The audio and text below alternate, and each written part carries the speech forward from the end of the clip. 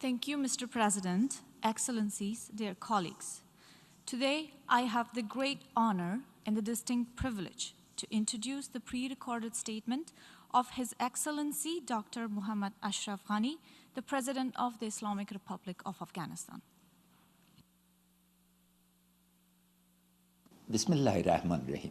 Thank you, Mr. President, for giving me the floor and for organizing the special session of the General Assembly. I also want to thank the President of Azerbaijan as the chair of the non-aligned movement for taking the initiative to organize the pandemic and how it has informed us in preparing for the second wave. I would like to offer my condolences and sympathies to all those who've lost a loved one to COVID-19 and to those who've suffered the most losses from this pandemic, including the United States, Brazil, and India. Dear colleagues and friends, the COVID-19 pandemic came to Afghanistan at the end of February via Herat province, which shares a border with Iran. We moved quickly in anticipation that the virus would hit us hard.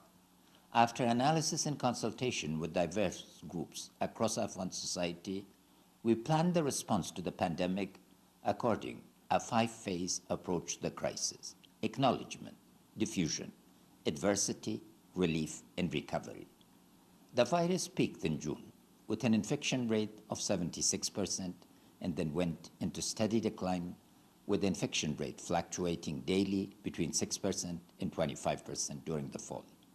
As a result of our urgent action, we managed to maintain relatively low mortality rates. We managed our response to not jeopardize livelihoods in the long term or increase already high levels of poverty and food insecurity. These are lessons we learned. First, the vast scale of the disruptive and destructive effects of the COVID-19 pandemic is becoming clearer by the day. We saw the short-term impacts almost immediately: the loss of lives, the loss of jobs, the downturn in the economy. But the medium to long-term impacts we have not yet fully grasped. So while we cope with the immediate impact, we need to look ahead and prepare for the long-term effects. Second, the impact of the pandemic has been global. No country has been left untouched, and yet the response has been largely national.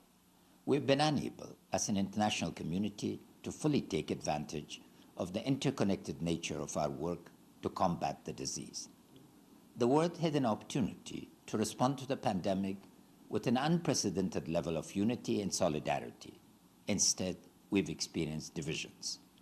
A global focal point would have made the response more effective and coordinated, and global resources should have been mobilized on a larger scale. We commend the Secretary General and the United Nations for their role in tireless work. Afghanistan is proud to have contributed to the global response as a co-coordinator for COVID-19 related initiatives in the General Assembly, together with Croatia.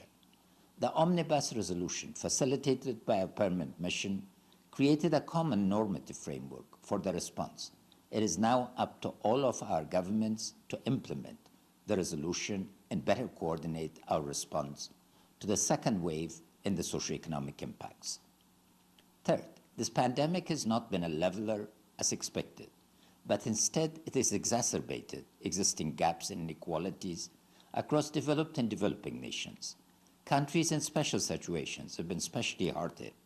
For example, we, as a poor country, like many others around the world, were not able to design and implement effective stimulus packages. We simply do not have the digitalization of the world at a speed that was inconceivable.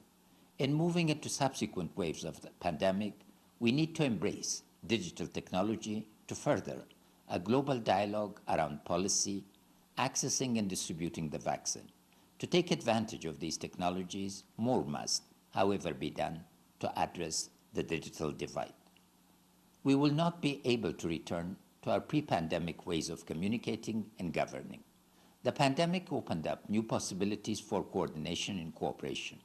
For example, telemedicine and distance learning. We need to embrace this change. Lastly, because the first and second waves have exacerbated structural poverty and increased situational poverty. We must create a common approach to securing livelihoods and ensuring momentum in the economy while also promoting COVID awareness. Afghanistan is located at the